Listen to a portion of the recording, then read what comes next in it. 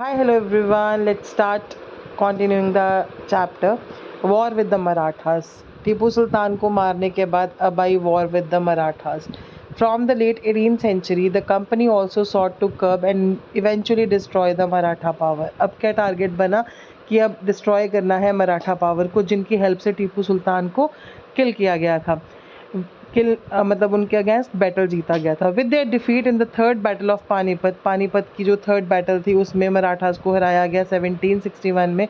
मराठा का जो ड्रीम था ऑफ रूलिंग फ्रॉम दिल्ली ये ख़त्म हो गया। They were divided into many states, इनको बहुत सारी स्टेट्स में बांट दिया गया अंडर डिफरेंट चीफ्स, सरदार जिसको बोला जाता है, जो अलग अलग डायनेस्टीज से थे, जैसे Scindia, Holkar, Gaekwad, Bhonsle. These chiefs were held together in a confederacy under the Peshwa, confederacy rule under Peshwa, who became its effective military and administrative head based in Pune. Head कहाँ? पुणे में किया जाता था। Mahadji Scindia and Nana Fadnavis were two famous Maratha soldiers and statesmen of late 18th century. तो Marathas were subdued in series of wars. Subdued होता है हराना. In first war that ended in 1782, the Treaty of Salbai, there was no clear victor. Second Anglo-Maratha War was fought on different fronts, resulting in the British gaining Odisha. Second में क्या मिल गया? उड़ीसा मिल गया और territories मिल गई Yamuna river के north को, जो थी, और जिसके साथ साथ आगरा और दिल्ली भी चला गया।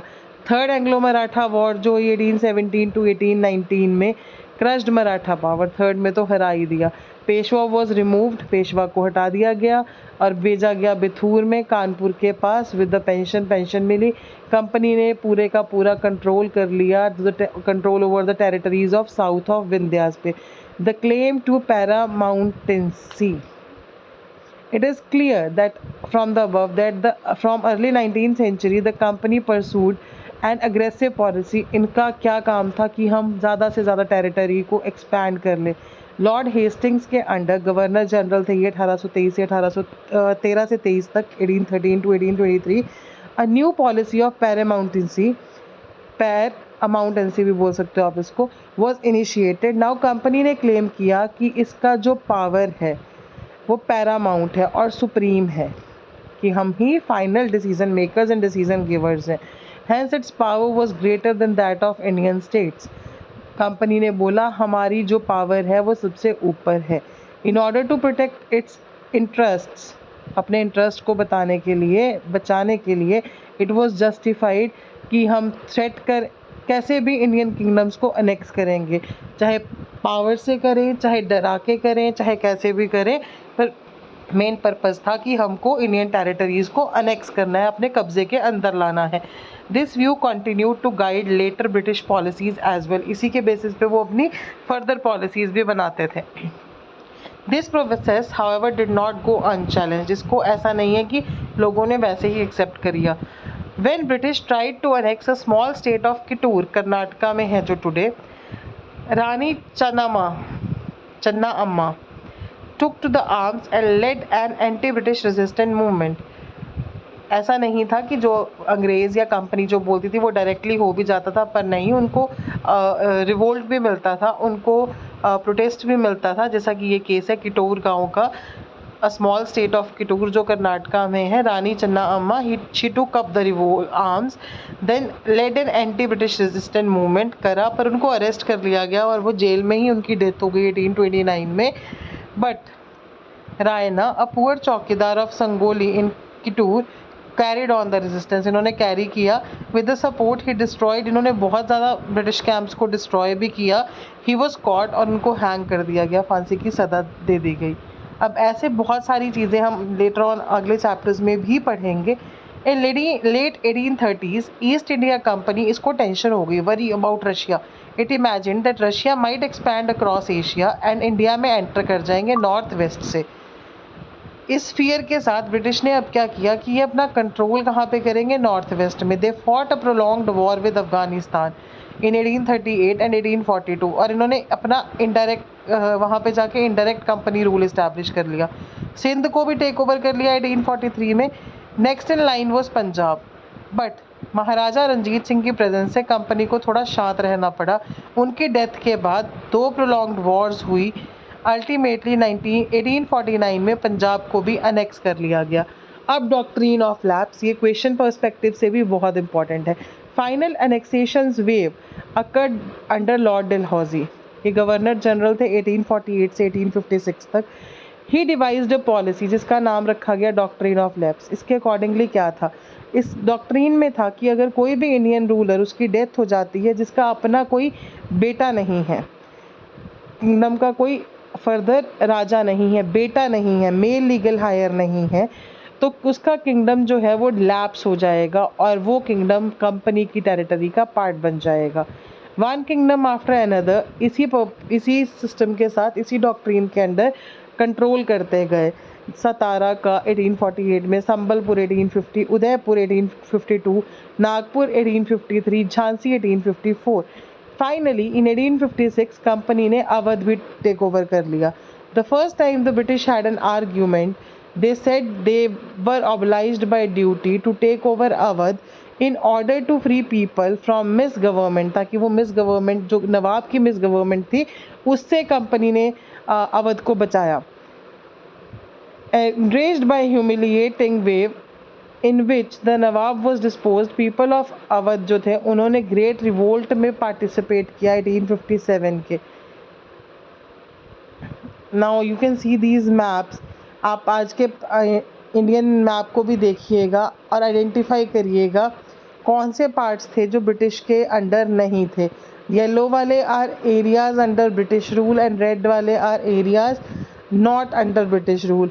Now you can imagine in 1797 क्या हाल कर दिया था। मतलब थोड़ा सा पार्ट था जो ब्रिटिशर्स के अंडर था 1797 में। Then coming to 1840 you can see they tried to annex बहुत सारा पार्ट, और 1840 में उन्होंने कितना पार्ट कर लिया। एंड 1857 में यू कैन सी कि आधे से ज़्यादा, more than you can say 70 to 80% जो था वो पूरे का पूरा ब्रिटिशर्स के अंडर ही था। आज का मैप लीजिएगा और वहाँ से देखिएगा। Setting up a new administration, Vaughan Hastings, Governor General from 1773 to 1785, was one of the many important figures who played a significant role in expansion of company power. Company का power expand करने में एक important role play करने वाले हैं Vaughan Hastings. He was a Governor General. By his time, the company had acquired power. Company ने power acquire किया, बंगाल में नहीं बल्कि हमारी जो बाकी की 2 प्रेसिडेंसीज और भी थी, बॉम्बे एंड मद्रास में भी। British territories were broadly divided into administrative units, जिनको बोला जाता था प्रेसिडेंसीज। 3 मेजर प्रेसिडेंसीज थी, Bengal, Bombay and Madras. Each of these was ruled by a governor. कौन रूल करता था? एक गवर्नर। सुप्रीम हेड कौन था? गवर्नर जनरल, सबसे ऊपर। Warren Hastings the first governor general, इन्होंने सेवरल एडमिनिस्ट्रेटिव रिफॉर्म्स लाए जस्टिस के स्फेयर में। Now let us understand 3 terms. एक काजी, काजी कौन होते हैं? जज। Mufti, jurist of the Muslim community, जो रिस्पॉन्सिबल हैं का रूल एक्सपाउंड करने के लिए, दैट काजी वुड एडमिनिस्टर, उस रूल को वो देखते थे। इम्पीचमेंट होता है a trial by House of Lords in England, अगर कोई भी मिसकंडक्ट करता है उस पर जो चार्जेस लगते हैं, ठीक है जी। जैसे आज के टाइम में you can C impeachment is the process by which any member of parliament, any member of legislative assembly, any member of council of ministers can be removed, अपने officers को remove किया जाता है। impeachment क्या होता है? एक ट्रायल होता था हाउस ऑफ लॉर्ड्स में, इंग्लैंड में। अगर कोई भी मिसकंडक्ट किया जाता है against a person in the house of Commons, house of Commons में अगर कोई भी मिसकंडक्ट किया जाता है किसी भी पर्सन के साथ, तो उसके लिए जो ट्रायल चलता था वो कहाँ चलता था? हाउस ऑफ लॉर्ड्स में, इंग्लैंड में। और कौन करेगा मिसकंडक्ट? हाउस ऑफ कॉमन्स का कोई भी पर्सन किसी भी बंदे के against. Now coming back from 1772 a new system of justice was established. East district was to have 2 courts, 2 courts होते थे। क्रिमिनल कोर्ट जिसको बोला जाता है फौजदारी अदालत, और सिविल कोर्ट जिसको बोला जाता है दीवानी अदालत। Maulvis and Hindu pandits interpreted Indian laws for the European district collectors who presided over civil courts. Criminal courts जो थे वो काजी के अंडर थे और मुफ्ती था, but under the supervision of collectors. Supervise कौन करता था? कलेक्टर्स करते थे। A major problem was that Brahman Pandits gave different interpretations of local laws based upon different schools of धर्म शास्त्र. अब प्रॉब्लम क्या थी, ब्राह्मण पंडित जो थे वो अलग अलग इंटरप्रिटेशन देते थे लोकल लॉ की.